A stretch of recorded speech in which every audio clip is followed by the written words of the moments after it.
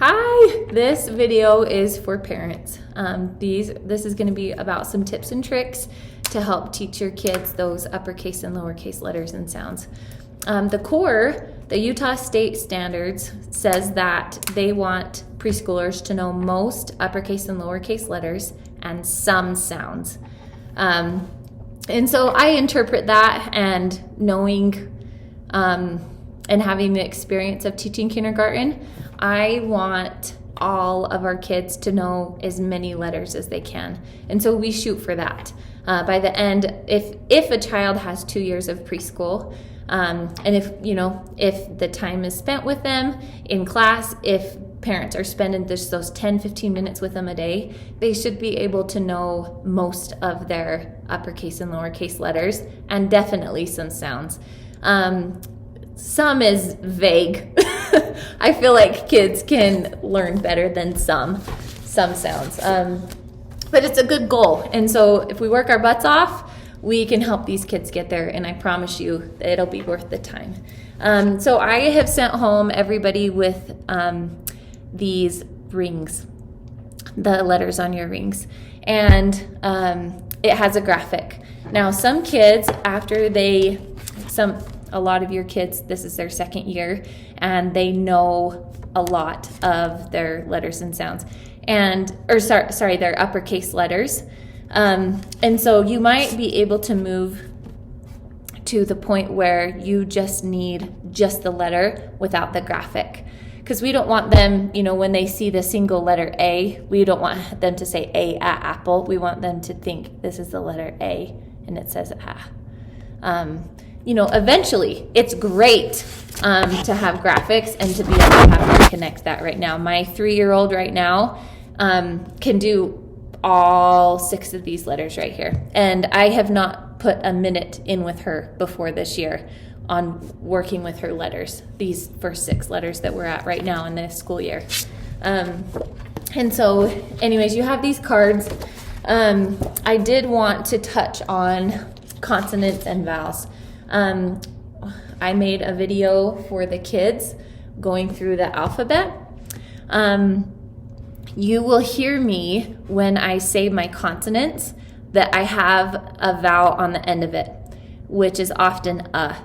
And the reason that I do that is because when those kids get ready to read in kindergarten or in this pre-K class, if some of them are there, then having that at the end of their consonant is going to help them blend into that vowel and be able to hear and connect the vowel in the first consonant. And so, for example, like instead of B, B, it naturally has an at the end of it. K, K.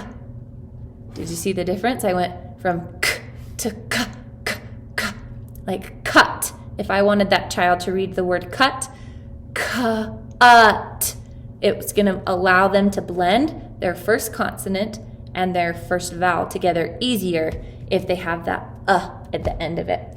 So like, for example, some of the ones like n, t, p. Instead, I want that to be on the end of it, like ma, na, ta, pa. Does that make sense? And so as you're working with your kids, make sure that they're adding that tiny little vowel, the vowel on the end of it, and it will help them blend. Like r is not it's r, and have them roll it off, because when they get in kindergarten, the gap there is that our kids, when I taught kindergarten, weren't able to blend. It would go r, at, or r, at, at. They wouldn't be able to blend that consonant. So make sure that you give them that at the end of all your consonants to help them blend a little better. When your child is ready to start separating the uppercase and lowercase, I have these. So this is an uppercase. You can just cut these out and punch a little hole in it, put them on your ring. You could keep them in a box if that works. And then I also have lowercase. These are fun for kids who are in the pre-reading stages and know a lot of their sounds. Some of you will get to that by the beginning of the year. And you're going to want these. So if you don't have them, and your child is ready for them. If they're not ready for them, if they can only tell you a couple of these letters with the graphics, they're not ready for them. A child who is ready for these isolated letters is one who can tell me apple by looking at that card without any hints. And so make sure that they get those graphics first down, and then we can start them on the lowercase letters. Another thing, you can find these online super easy, is just a mixed letter. When they get to kindergarten, their teachers will time them on how quickly they can say mixed letters. It'll actually be mixed uppercase and mixed lowercase.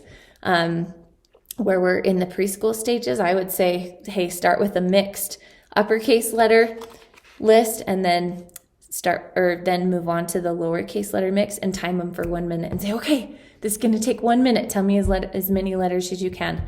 T, Q, V, N, I, H, Y, B, Z, W, M, E, L, X. Just like that. Okay, and time them after they have all their uppercase and lowercase letters, and you know that the automaticity, that they're automatic at it, have them do their sounds.